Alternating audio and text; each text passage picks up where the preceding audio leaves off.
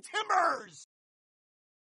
Welcome, Buccaneers, to the Pixel Pirate program. This is your host, the Pixel Pirate, and today we have two guests. We have Mike and Travis from Code Avarice.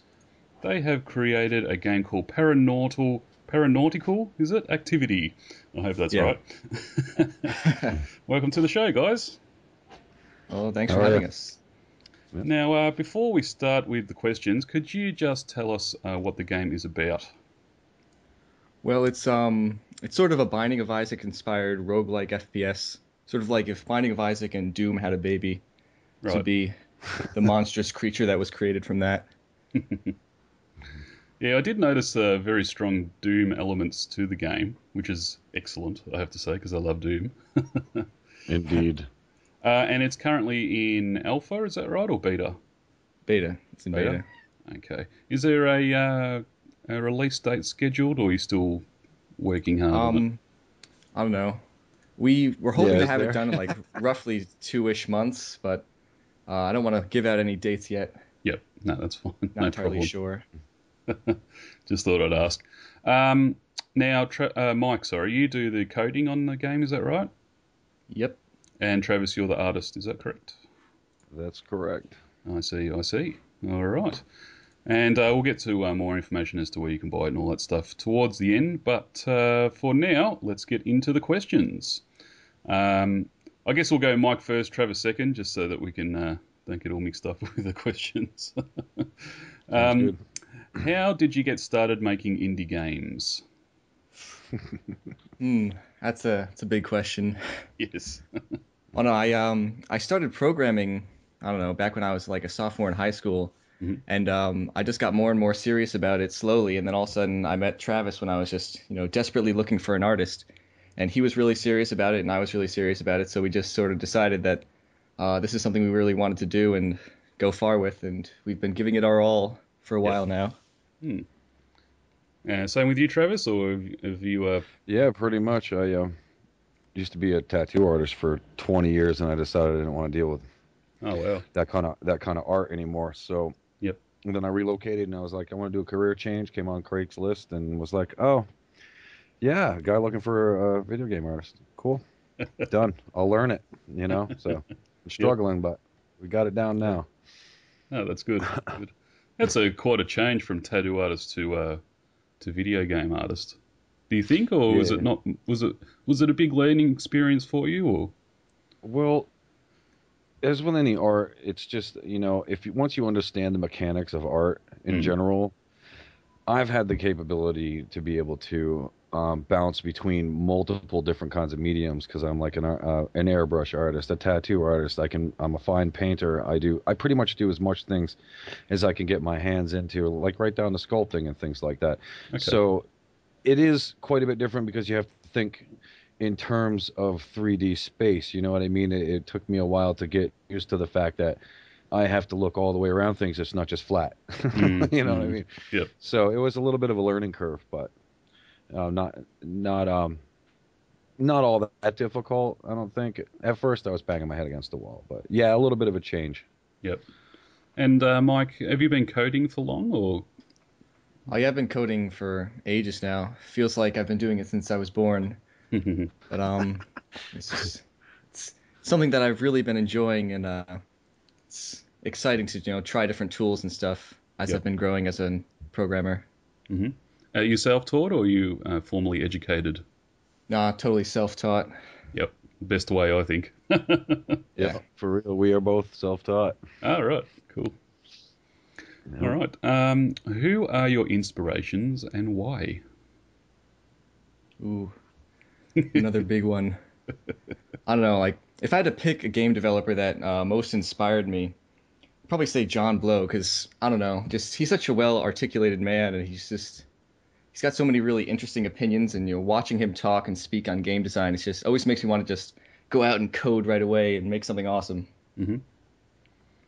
Yeah. What about you, Travis? Mike, actually. For real, I've been playing games since Pong.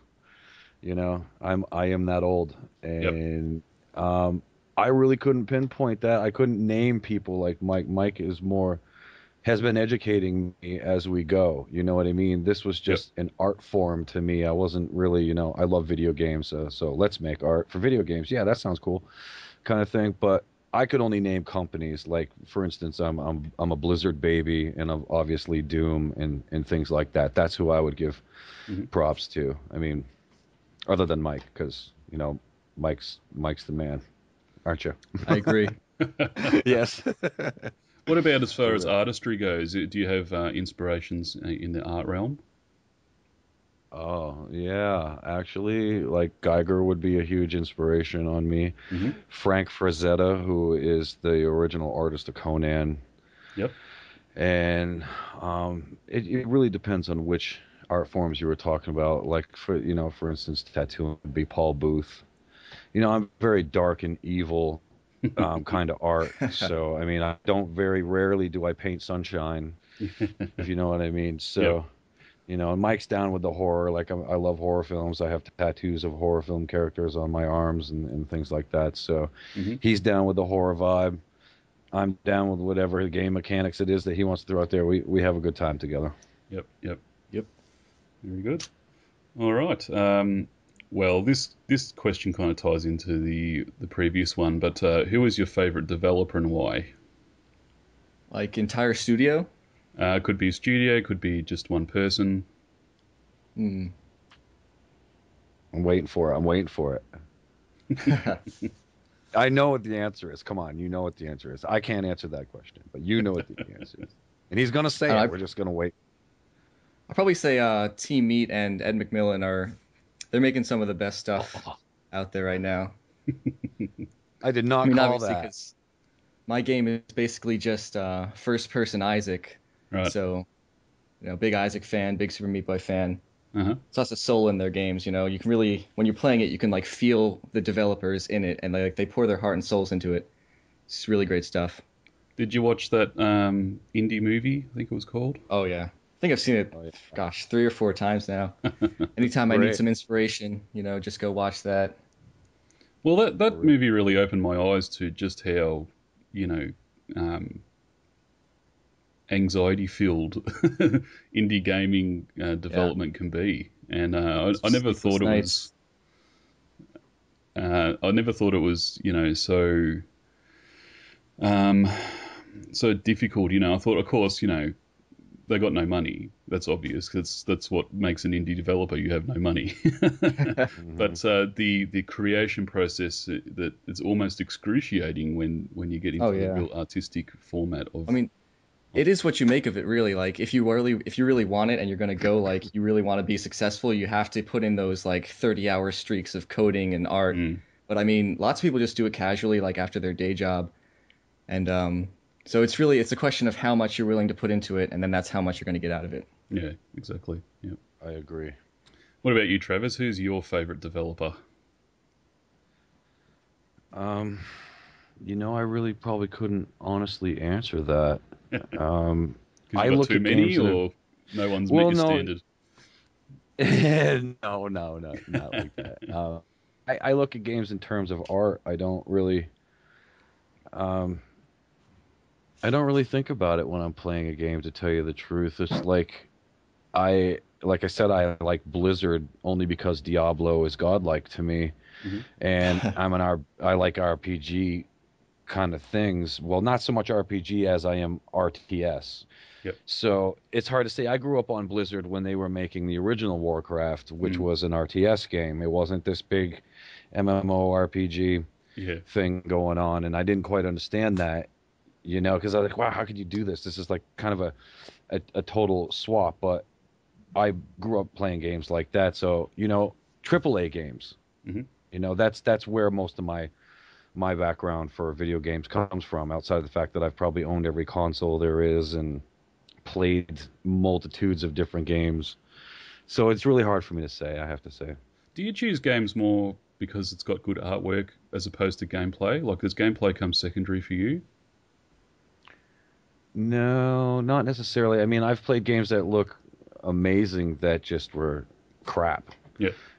So it's like It's kind of like the trailer that you have for a movie that shows you all the good parts. In the trailer, you go and watch the movie and you're kind of let down. That's Yeah. the most I would feel about that. I don't really judge a game on its mechanics. Like Mike has opened my eyes to that.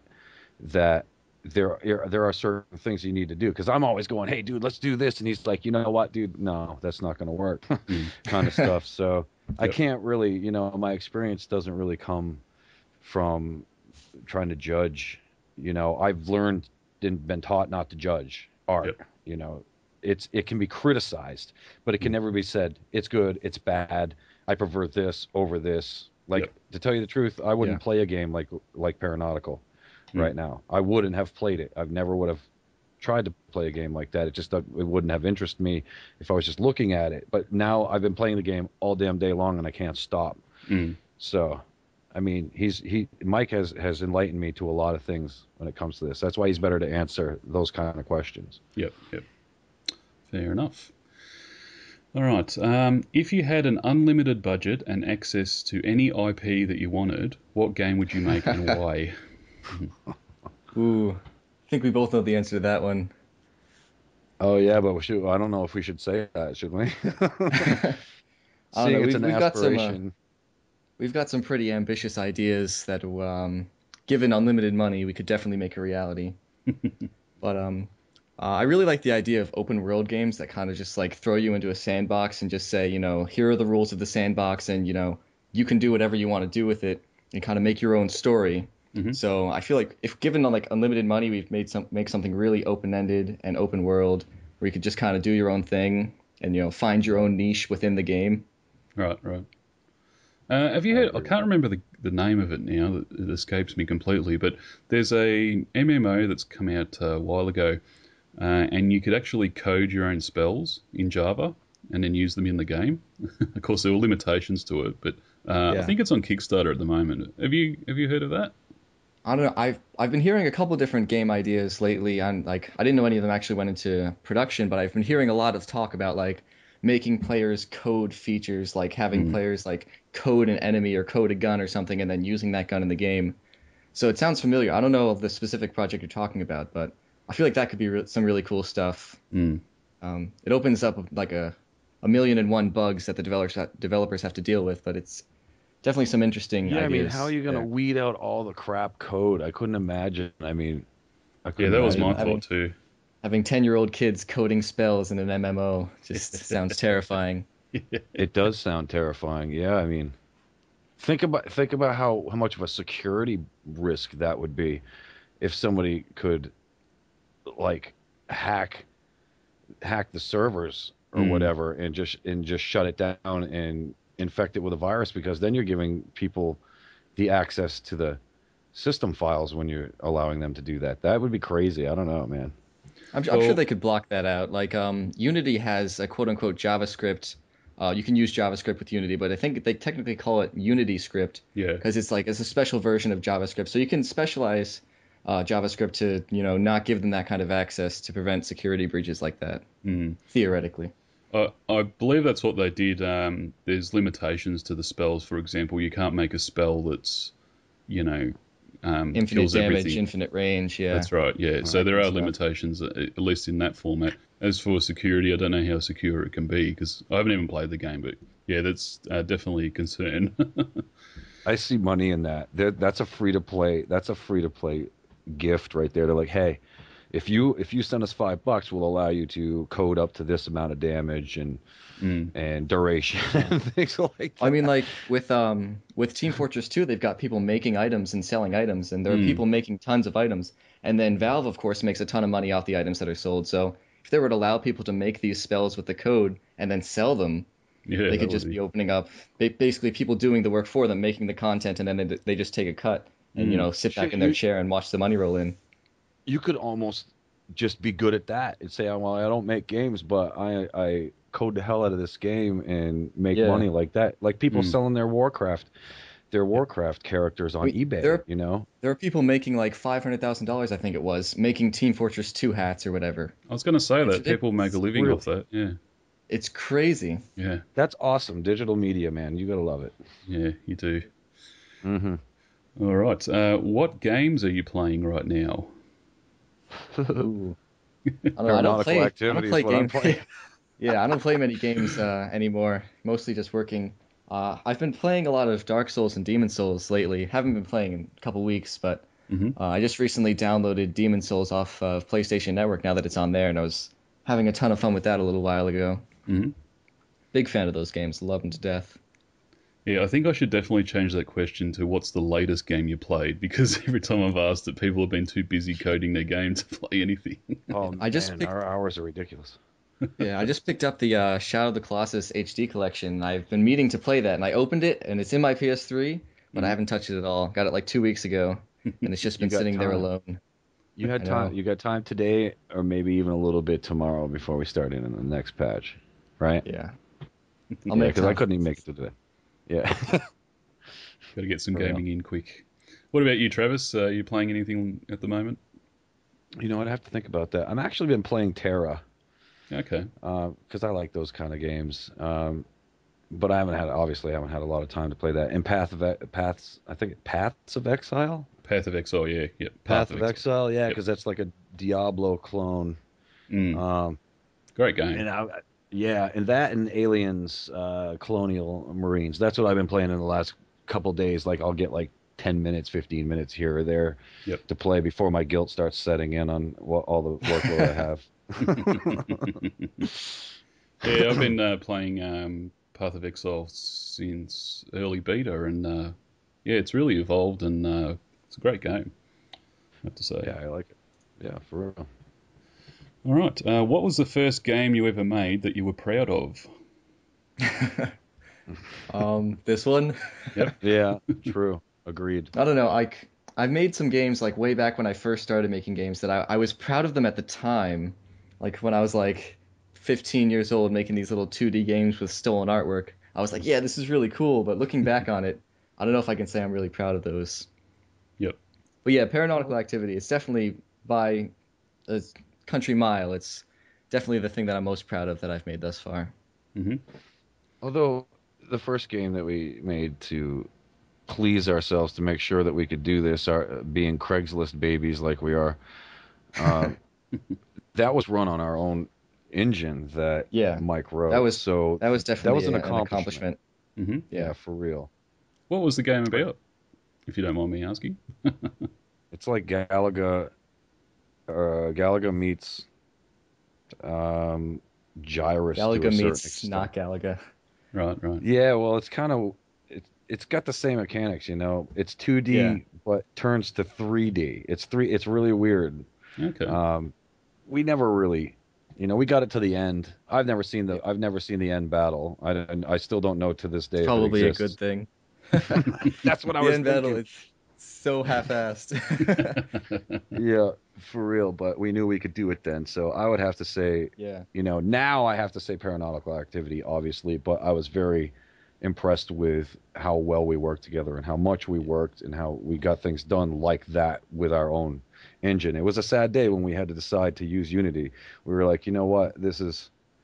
Well, Mike had a friend that is in the industry and said, "You are out of your mind to try to do that," and it Right. finally dawned on him because we were running into problems all the time. Just getting assets Every into the day. game was a nightmare, Mm. you know, sometimes because it wouldn't come through right. It'd come through upside down, come through inside out. It just like we were using offshoot importers and exporters like Ogre or something like that. Is that what we were Yeah. using? We were using something Yeah, weird. we're using Ogre. We've tried I can't remember what the other one was. Something with an A in it. Yeah, we were going through a lot of third-party libraries to try and get our problems fixed, but at the end of the day, it was with my limited experience and the assets that we had or the time we had, we just didn't make sense to write our own engine for a project as big as the ones we were planning.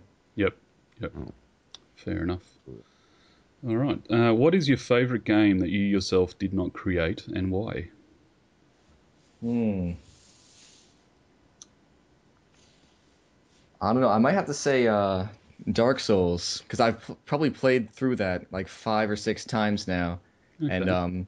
in terms of pure time spent, it's up there. And I Mhm. just like while playing it, I love to see all the design decisions, like especially going back to Demon Souls, like seeing the stuff that they changed and like how it affected the game so dramatically. And it's just so interesting for me to play to see how they could get away with all this stuff that traditionally might seem like it's a bad idea, and then it just comes out so well because everything's just executed on such an expert level. Yep. It's very inspiring just to play it and see it all.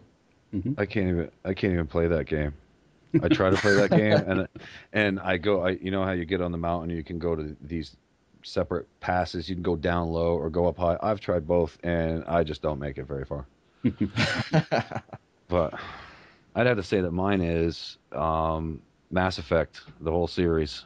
Okay. I really appreciate the way the combat is in that game, and the artwork is awesome. And you know, the only thing it could use is like a ship battle, like Star Trek Online has. Have you ever played that game? No, but I have heard of it. It's free to play, and it's very cool because you can go down and be in third person on the planets and do battles that way, and you can battle on ships and stuff like that. So I really appreciate both those games. Those are pretty cool. Were you disappointed with the ending of number 3? You know, I know a lot of people bitched about that. And, it is what it is. Why does everything have to be a happy ending? I prefer doom and gloom, in my opinion. It's more realistic. It's like life is not nice. It's never been nice, and it never will be nice. It is what you make it. And if you can take a situation and turn it into a positive thing, everything has a positive, no matter how negative it may seem. Yep. So yeah, I enjoyed the ending. I thought it was good. I thought it was good just to piss people off. I enjoy that a lot. Fair enough. Fair enough. If you could give one piece of advice to an aspiring game maker, what would it be? Don't Start do it. small. That's what I like to yell at weddings. When I drive past a wedding, I yell, "Don't do it!" Yeah, don't do it. Yeah, definitely start small because gosh, it was like a week ago I was on a game development forum and I saw this guy who was like, yeah, I've never made a game before, but I'm playing this really cool game. It's an MMO, but it's also a Civilization 5, and then it's a first-person shooter, but a third-person shooter, and it's got platforming. And he was totally serious. I thought he was being sarcastic, and this guy thought he was going to make this as his first game. And I see that all the time on different forums and stuff, and it's just, you're not going to make that on your first try. You'd be lucky to just get a simple first-person shooter going on your first try. So just, make your Tetris clone before you make your big, sprawling epic. I absolutely agree with that. And I would have to just put in one thing. Forget about everything else. If you're going to do that, just forget about everything else, because you need to forget about everything else. Yep. Yeah. I mean, I know I personally do 16-hour shifts, and I found out the other day that Mike doesn't sit down. And he stands up. No, this is no lie. This man stands up for 16 hours. He sits right there with me. And he tells me the other day, I don't have a chair. I kind of wish I had a chair. And I'm like, what the hell are you talking about?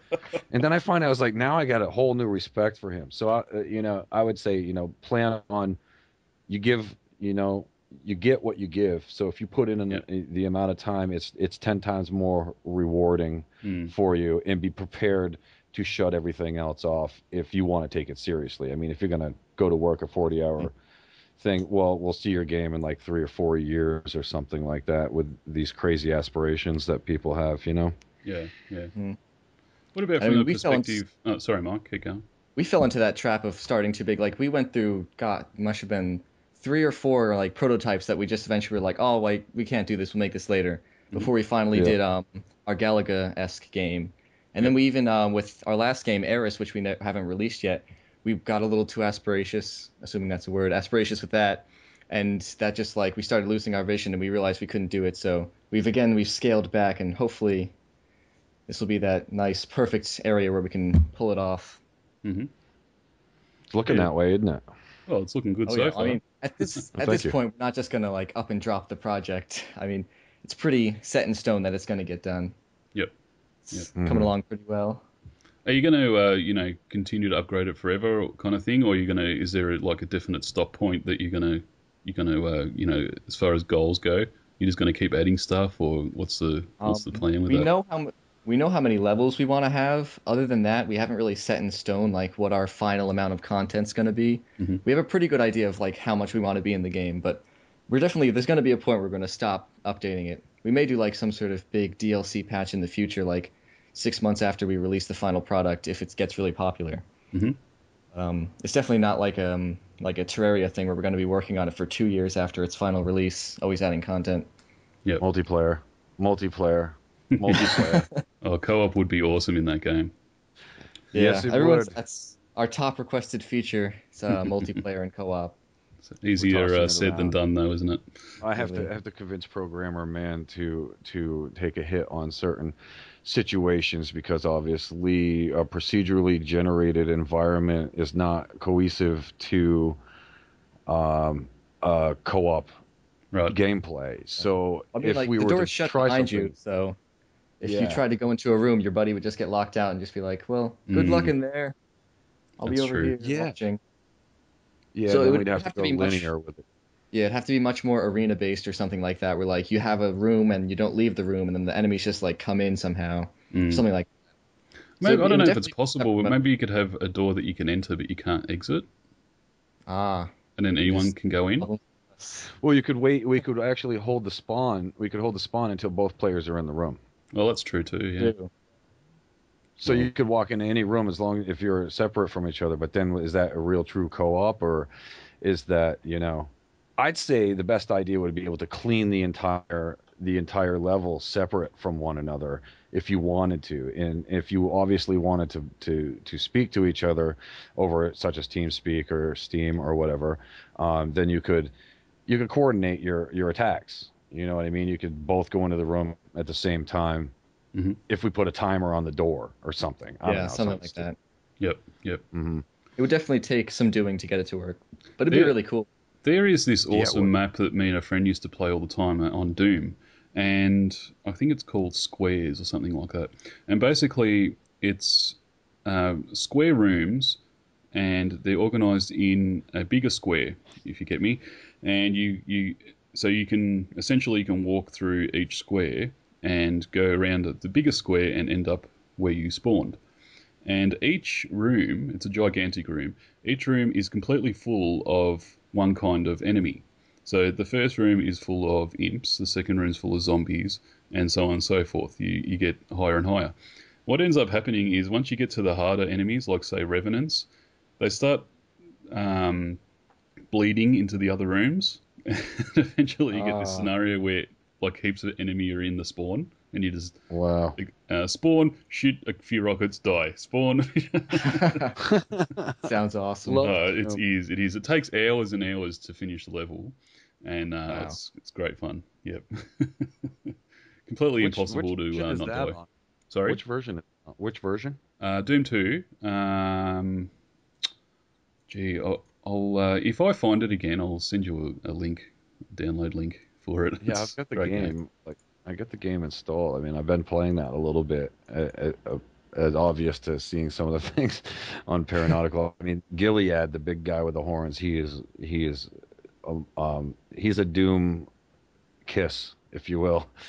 It's like you guys rule. Here's a little tribute for you guys. It's like he lives again, because Yep. he Yep. does resemble that other dude. I don't know what the hell his name is on Cyber Doom. Demon, do you mean? Yeah, dude, he's a pretty common guy, but you didn't like to see him that often No. because he would blast you pretty quick. Yep. Yeah, I think that's him. Uh, all right.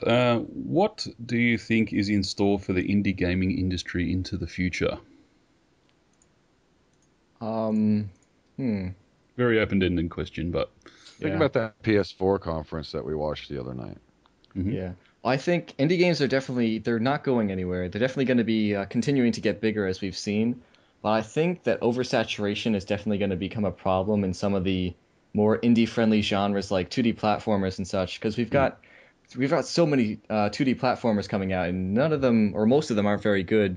Like there's some really good ones, but I think definitely like the more unique indie games like The Witness and all that, they're going to definitely be sort of forming this separate kind of AAA indie scene, Mhm. and then there's going to be like the littler indies are going to start getting pushed by the wayside as more prominent indie developers start to get more assets and more time to make their games. Mm. So Mm. I think we're going to almost come into like a three-tiered market, whereas now we kind of have more of a two-tiered market. Okay. So you don't think that today's good indie developers will be tomorrow's AAA developers? You think it'll be a sort of a subset AAA? Well, I don't see most AAA indie requires a team. developers.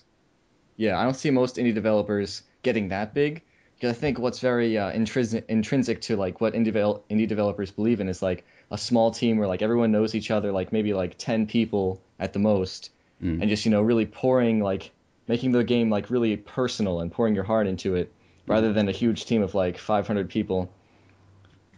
yep. That almost changes by definition, though. And independent developers are not EA Sports, Mm, because the difference being it's a small group of people, if that. I mean, for instance, me and Mike, there's two of us, as opposed to the people who make Gears. Um, that you're looking at 50, 60 people at minimum. So yep. at that point, you couldn't even be considered an independent because you've got so many people working for you, and now it's a large studio. So you earn the right to be AAA by definition. You Mm. know what I'm saying? So Yeah. that's kind of a weird question. Oh, what I meant was, yeah, they would, the indie developers today would no longer be indie; they'd turn into AAA studios, No, I and then think they're definitely good. They're gonna form studios. I think John Blow has his own studio. He's definitely working with a team now.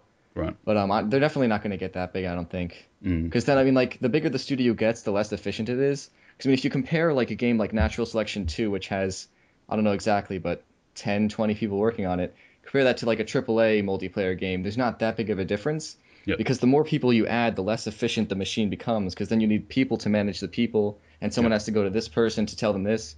So like it's like it gets exponentially less cost effective to have more people on the team. So you eventually you're going to reach a point where you have like 500 people in the office, and it takes like 2 weeks to decide to change the amount of damage a gun does. Yep. True So I story. think Yeah. indie developers knowing how great it can be so small, I don't think they'll ever expand that far. Mm, mm. Okay. If you could choose one thing to change about the indie game industry, what would it be and why? Um, Higher prices, I think. Hmm. I feel like we're constantly down pricing our games. Like whereas 2 years ago a really awesome indie game might have been $20 or $30, now we're expecting $5 and $10 games, and we're trying to almost compete with the iOS market where everything has to be 99 cents. So if you're releasing on iOS, if you're not 99 cents, you're basically not going to sell your game. Yeah. I feel like we're slowly getting sucked into that. We're like, all right, so this game costs $5, so now my game isn't way better than that game, so I can't make my game cost $20 because then no one's gonna buy it. So Mm, then the next game's like, well, these games cost $5, so I'm gonna cost $2, and then so we've slowly been as indies, we've been slowly like reducing our prices and stuff. So yep. it's snowballing, I think, a little. Someone just has to like take a stand and be like, no, my game should Mm. be 20. Just got to start Yeah. pushing I mean, ourselves back up there. Yeah. it's common to undercut, though. It's common to undercut your talent and the time spent. I mean, Definitely. at we chose our price range for the obvious reasons, but I'm telling you right now, I mean, it's 16 hours a day Mm, for a long time. I mean, how do you put a price on that? that's right. Yeah. Now, And it's people's also, gotta go sorry, ahead. keep going, Travis. I was to say people gotta understand, I think, a little bit better that, if you want to play the game, then pay for it. And Yeah. Yeah. and have respect for the people who made that game, because it's really not an easy process. It really isn't, you know. Mm, mm, And we should get paid to come up with this stuff. I mean, why shouldn't we? Like people, like, you should get paid to write music. I mean, it shouldn't be getting stolen and ripped off, and because the same thing's happening to the music industry. I mean, the bigger it gets and the more available it becomes, the harder Hmm. it is to keep it worth your time and effort. You know what I mean? You got to hope mm, for huge marketing plans in order to pull off small prices, yep. if you want to make something out of it. No Yeah. aspirations is the best way to go, though. Mm, yep. So basically, you need to have a broader reach to lower prices, and it's almost you're forced to do that because you can't make your Oh yeah. prices I higher. mean, like we had some people complain about this game being $6, and I mean, at its current like back like at the first patch, we just released another patch today, but when the first patch was out, I haven't heard of anybody beating the game in under like maybe an hour or 2 hours, and most people who got it didn't even beat it at all. So I mean, you think about an hour for $6. If you're paying $60, that's a 10-hour game, which is extremely average. But Yep. since it's an indie game, people are like, well, it's an indie game at $6. It should be 20 hours, and it's ridiculous. Mm, mm. It is. When It you is put it like that, it ridiculous. is quite unreasonable. Yeah, definitely. Expectations are a little bit high. Yes, Yeah. just a little bit. Maybe they should do an indie movie of actually trying to show you how much time, even to do it in you know how they do those really fast run throughs of like speed Like a modeling time and lapse. things like that. Yep. Yeah, like a Yeah. quick time lapse and say, and it'll show you the time and how much time goes into making a game from Mm, point A to point B. Even with this small project that we have going on right now, we're looking at 6 months of work. mm, 6 months of work, 16 hours a day. We don't have real jobs. You know what I mean? I Yeah. go out and tattoo here and there still to get me by. Mike does side things to get him by, but a primary amount of our time is spent working on this game, talking to each other all day long. You yep. know, Yep. I think people would get a better respect for it if they could actually see it happen in real time. Mm, You know, because Yeah, it's people think indie ridiculous. games is just like this magical land where two people sit around for a couple weeks and they have this awesome Mhm. idea, and then all of a sudden it's a great game, yeah. and that's not how it works. And I think, like No.